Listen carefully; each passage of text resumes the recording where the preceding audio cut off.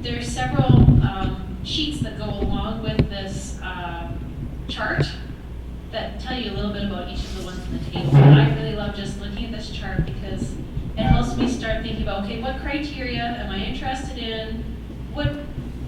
Gets me started on thinking about what species or what groups of plants do I need to start looking at to match with my goals. So that's why I really like this chart.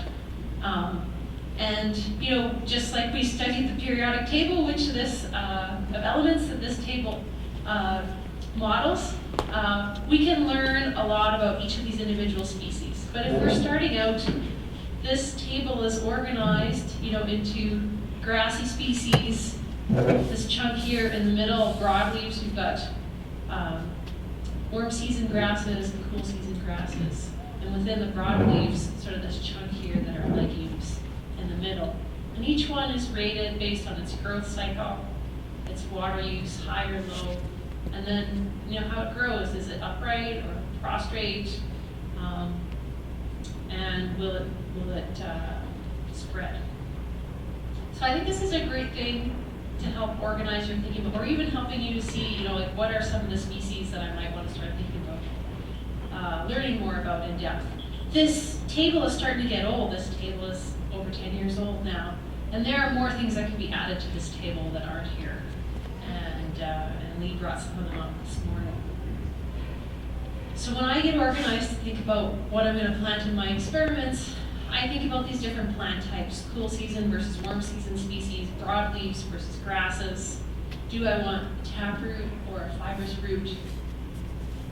Something that fixes nitrogen versus something that's going to scavenge that nitrogen. And then usually it's tolerance to frost. Now, once you think about those plant types, you should also be thinking about when am I going to be planting it. Is it early in the summer, where we really want warm season things that are going to do well and flourish with that heat? Is it late summer, early fall, where you start needing a mixture, or at least shifting to cool season species? Or am I really focusing on what's going to come in that late fall period and really into that next spring where you want something that overwinters? And then as Lee described, thinking about the realities of your seeding equipment, how does that match with seed size? And which ones are going to tolerate the range of tough soil conditions that we might throw at it, thinking about salinity or wet soils. So this is a nice framework, but how do we get from thinking about this framework to picking out species? And that's what I'd like to spend some time practicing with you here today. I've got a whole bunch of slides that I'm going to skip through here that are illustrating these different species, and I feel like Lee's already taken us through this, so I'm not going to spend the time to really go through these cool season species, the warm season species, cool season legumes, warm season legumes, those large taprooted species that we have, things that are more tolerant to salinity, things that are good for pollinators. So I'd like to go through 3 scenarios with you where I sort of model this selection, and then we're going to spend a lot of our time here, maybe about 20 minutes, just talking through some scenarios and giving you the chance to talk at your tables to practice with some of these things and to make some selections.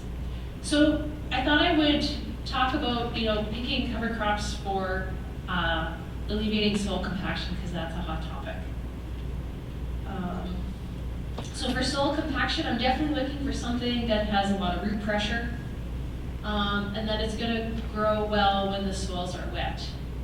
And that's important because that's the only time where that root pressure is able to push through those root restricting layers to make those root channels that you need. And it's not, you know, these big roots up at the top. It's that tiny little root that's pushing through that root restricting layer, okay? And the only time, just like when you push things into the ground, be it pole or fence posts, you can only push it in when the soil is wet. And so in our environment, the only time when we guaranteed have wet soil is in the springtime. Well, we hope you have wet soil in the springtime. This fall, we had lots of wet soil.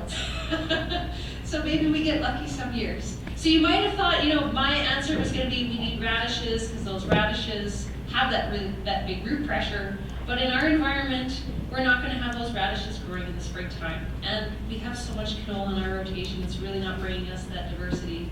It's really bringing us a lot of risks. I would love to have another plant like radish that brings us that diversity. But right now, I don't think that we have it. Maybe beet is the closest thing that we've got, and we talked about seed costs for beet.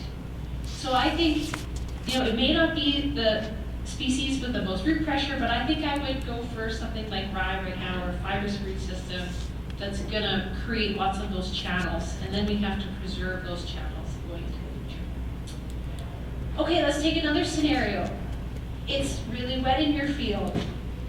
What am I gonna plant there? Well, the criteria that I set out for myself when I did an experiment, like right when I got started here, it was full of energy, ready to change the world in Manitoba in 2011, was I wanted something that was going to grow really well in June when it was finally dry enough that I could traffic the field with my seeder, with my planter.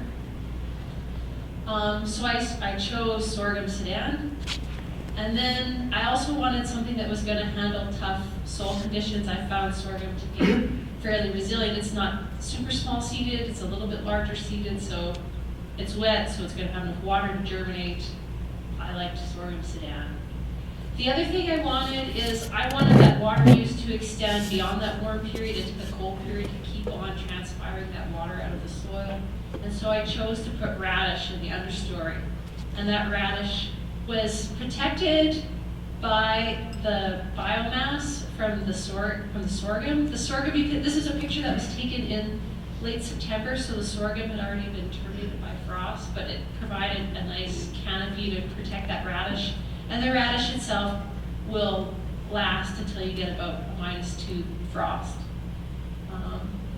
So this mixture worked really well for me, and I have some data on how we were able to reduce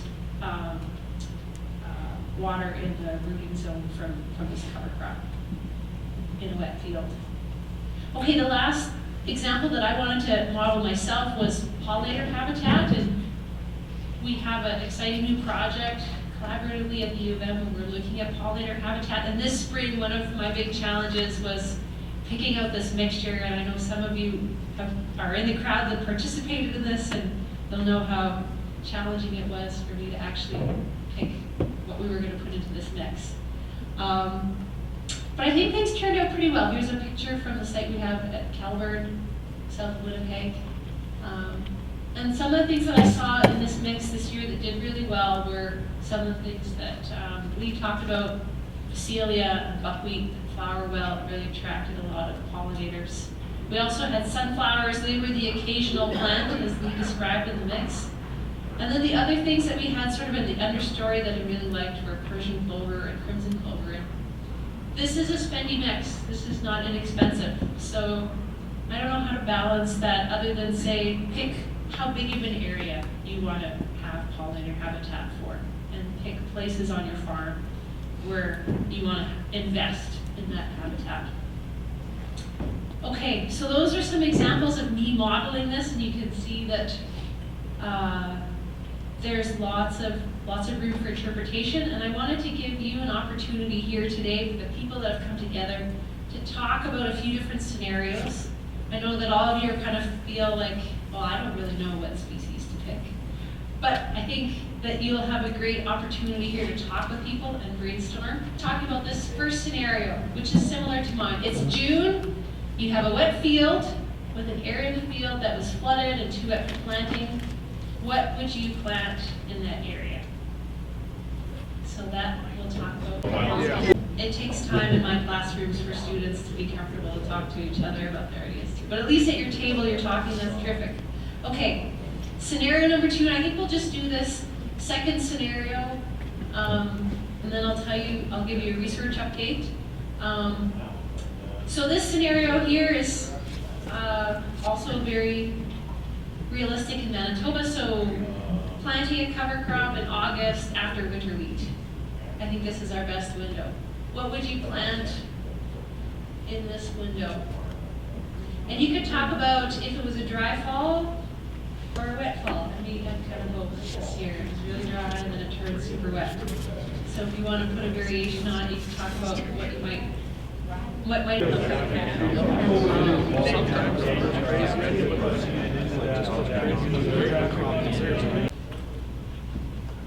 One of the things I also want to talk about is how do you measure success? Me as a researcher, I have tools. You might think, well, I need Yvonne's toolkit or Yvonne to come and measure exactly what's happening with my cover crop, or I wish Yvonne could do it. But there are many things that you can do, and you have to decide what's meaningful to you. So maybe you're looking for changes in soil structure, and a shovel test is something that you can do. Maybe yield is the most important thing, and so you need to leave that check strip for yourself to know whether it's plus, minus, or a wash.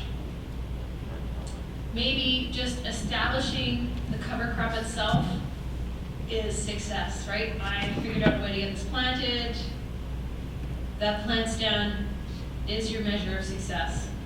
Maybe it's the amount of biomass you're able to grow. Maybe you want to go to a lab. Things like aggregate stability, AgVise is now offering that. You can do your own thing with a jar of water. Maybe you need to pick some areas where you're going to track them with a soil test. And that soil test could be for nutrients, or it could be things for like soil organic matter. Soil health tests are now a gray area. We have some labs that are offering tests that if you get a number, we don't have any number to know whether that's high, low, or medium, right? So when you're evaluating whether you're going to spend that money for that soil health test, you have to ask yourself, what are you going to get from that number that you get from the lab? So are you committed to following that number within a season or over seasons? We hopefully as a research community are going to be supporting if we can get research dollars directed and focused in this area on helping to calibrate those values to have meaningful numbers over time, but we don't right now. Okay, so that's another challenge, an idea that I want to plant. I want to shift gears now and talk about the research update. So what is going on in my lab to support cover crop research, or for cover crop research to support farmers that are innovating in Manitoba. And one of the things that I want to start with is maybe not what you're expecting, but is a survey, because I think as a community of people growing and working with cover crops, we need to know what's happening, because I perceive a shift, but there's really no way right now for us to monitor or capture that shift. And a bunch of people need to know what these numbers are.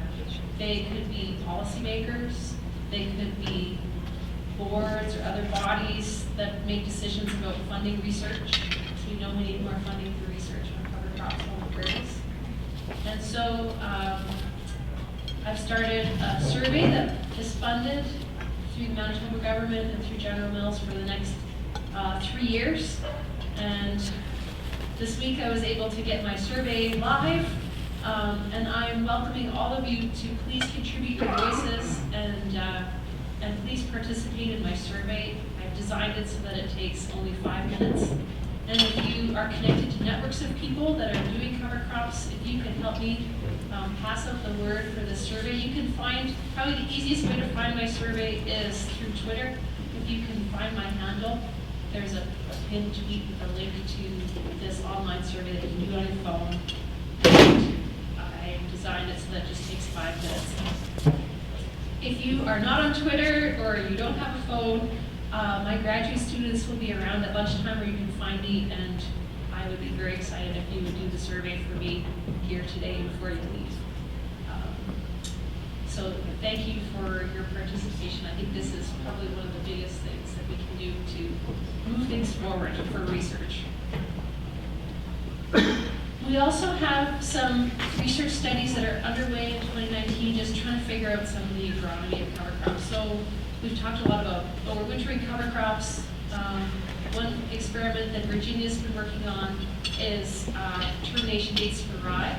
And so we're comparing 4 termination dates, 2 weeks before planting, which is early, just before planting, 4 days, the day after planting, and then way too late, 2 weeks after planting, because we want to know that risk of you can't get it and you can't turn it in. What are you up against? And we're comparing this direct seeding into that rye residue or growing rye versus having a strip till where we create a little bit of space to balance that competition. So that's pretty interesting. And then we're growing 2 low residue crops, soybeans and edible beans, in our test crop. Both of them are nitrogen fixers, and so, but they're very different types of beans, and we're fertilizing the edible beans in this scenario. So Virginia's got piles of biomass, she's got plant counts, but I don't have any data to show you right now. But this was a really interesting and exciting experiment. Here's just a picture of the experiment just after soybean planting in May this year. So you can hear more about this experiment from me probably in my presentation at Ag Days in January, and I posted some pictures of this experiment on Twitter that you can also follow. Another great experiment that Virginia is running, she's a busy student, is looking at planting dates. We've got 8 different species. Well, actually one of them is a mix of all these species. And we planted them at 3 different dates, August 15th, September 1st, and September 15th. And it's really exciting because the experiment actually worked this year. We had rain in September, and so they all grew. This is a picture here of our August 15th. And I have a really nice set of pictures on Twitter that you can find looking at those other 2 dates. Basically, September 15th we had cotyledons up, and that was about it. And September 1st we had things with 1 or 2 leaves this year.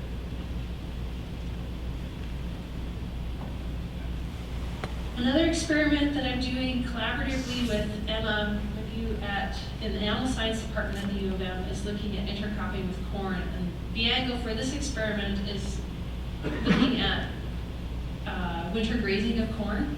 So we have sort of a dual purpose experiment where I'm interested in establishing covers underneath corn, and Emma's interested in designing a system where we can supplement high protein forage with corn that has a lot of starch and abundant energy, but is protein deficient for background cattle. It was a really dry year this year, and so I think if I think about this experiment, one of my measures of success is just plant stands. Did my understory crop establish? And it did. Here's my technician Cody. He's standing in the experiment when the corn was at the V4 stage, I believe. We planted them between V5 and V6 after we had 2 passes of herbicide in this Roundup Ready corn. And these are pictures from September. This is early September when the corn canopy is dying back. This is at Kelburn Farm. We had a lot more corn because it was on clay soil. I think the corn just had more water to draw on throughout the season. And here's me later in September in our experiment at Carmen, where the corn suffered a lot more from drought stress and the canopy died back faster, and you can just see that there's a little bit more growth. Now we had a question about 60-inch row spacing corn, and that's really my next question, because I see in the system from the experiment this year is we had some room, and if we'd come in and had this cover crop established and then cut it off for silage, we would have had a lot more room to grow that high protein forage that Emma was interested in. Now I have a little bit of data that we worked up for applying for money to expand this project for next year, where we've got dry matter. This is stuff that we harvested October 1st, so superhuman effort to get this biomass data. You can see the plant stands. This is in plants per meter of row that we were able to establish in our 5 different treatments. And I would say, there wasn't one species that really stood out as the winner this year. I thought our mix looked really good. The hairy vetch didn't have a lot of biomass, but we got good stands established. We definitely had challenges with radish establishing, but I think I also lowballed the seeding rate. We were planting around 8 pounds per acre. So another question might be, was the corn affected by having this understory crop growing with it after V5 or V6 we established it? And the answer is no, and I I'm sorry, I just added these after to try and give you some data today, but there was no significant difference in corn biomass, and there was no interaction between corn biomass and the different intercrops that we tried this year. So it was a dry year, and this isn't corn yield, but this is biomass that we harvested October 1st. And this isn't fantastic corn biomass, but it's not bad. And you can see that we had a lot more biomass at Calburn than we did at Carmen. I think you can see how the intercrop numbers for biomass are reflected in just each site having different amounts of competition for light. So some interesting stuff and some new ideas. We are going to be looking one way or another at wider row spacing corn. So if you're trying it, let me know, and if you're interested, keep following. So those two experiments are really focused on the nuts and bolts of how do we actually plant, the agronomy of the cover crop itself. We also have two experiments that started, this one in 2018, that are looking at the whole system. So, okay, that happened in 1 year, Yvonne, the corn wasn't hurt, but what happens if we accumulate these benefits over time? So we're now 2 years into a rotation study where we're comparing a 4-year rotation with cover crops to a 4-year rotation without cover crops at 5 locations on the prairies. And we have a site in Lethbridge where it's really dry. We've got a site with Lana and Redverse. We've got a site up north in Saskatoon with Kate Congrieves and Steve Shirtliff. And then I've got 2 sites here in Manitoba at Carmen and Glenlee. You can't read this. Sorry, it's super small. But at each of these sites, I wanted to give you a feel for the different crops that we're growing in our 2 4-year rotations, and then we're comparing them to 2 different things. We're comparing them to a 2-year short rotation of wheat and canola, and then our soil building perennial crops to see how fast. If we were going to build soil health fast, you'd probably say, well, put it into perennials. We're going to compare it to that.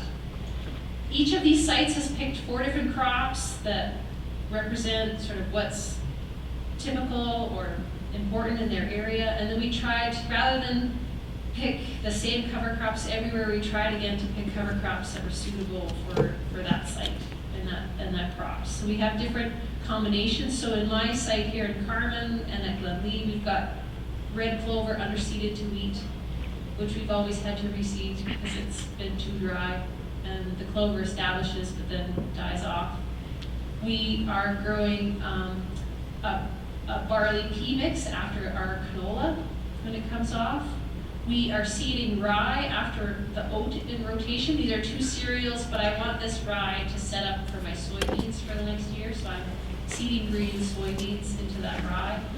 And then after my soybean crop, or in the soybean crop, I'm interseeding radishes. Again, for the last 2 years, my radishes have died off and we've had to interseed them. But we had our best catch of radishes this year row-seeded in the soybeans, so that was exciting for this year.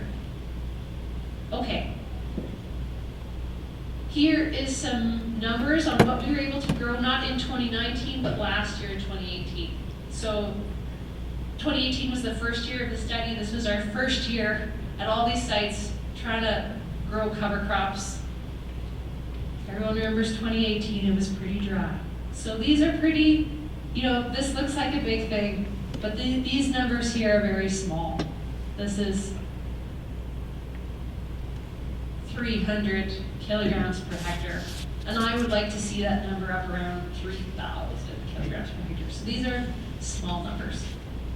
And so we successfully established cover crops, but we did not successfully grow big biomass in this experiment in 2018. We also looked at crop yields, and remember that some of these crops did not have no cover crops growing in them during this year. So we did not have any statistical differences in our crop yields from 2018, but we're starting. We're going to be monitoring these crop yields over time. We're going to be monitoring what's happening in the soil over time. We've collected baseline soil samples. And we're also going to be looking at nutrient cycling in depth in this experiment with a whole team of people on the prairies. So there's going to be lots of good things to come from this experiment, I think, in the next 5 years. Callum, who's right up here, is my lead student who's working on integrating the plant and soil analyses across these sites. Okay, so that's in small plots. I also wanted to work in real farms, and so this year in 2019 we've started 4 on-farm experiments in Red River Valley, and with Adam Gurr we've got 1 site in Western Manitoba that started in 2017. I would like to find additional sites for this experiment in Western Manitoba, so if you are in Western Manitoba and are really passionate about measuring and comparing, what we're doing is we're comparing 4 replicated strips with and without covers in whatever rotation the farmer is working with for these 3 years, and with some luck and funding and with the farmers, maybe we'll be able to continue that like the small plot experiment. Some of the people that are participating in this experiment you are going to be hearing from today in the panels. So I'll let them tell you how it went, whether it was all sunshine and roses or a little rough to start off. Okay, I think that's all for my research update. And there is research here, and the data is coming, and that we're processing a lot of samples this winter. We're going to be working with a lot of data. And there are resources for selecting cover crops. Not all of them are detailed to us here in Manitoba right now. It's important to match the species that we picked with your goals. And we had a chance to go through some scenarios today. I was able to talk with you about some of the research that I've got started. And I would be very excited if any of you that grew cover crops in 2019 could please participate in our survey so that we can start collecting data to influence those that make decisions about allocating research, both for funding for research and for program dollars, about what's actually happening on our areas right now. Thank you for that. I know it's noon now and it's lunchtime. I'm looking to Heather to do we want to answer questions or take questions right now? Questions later. So let's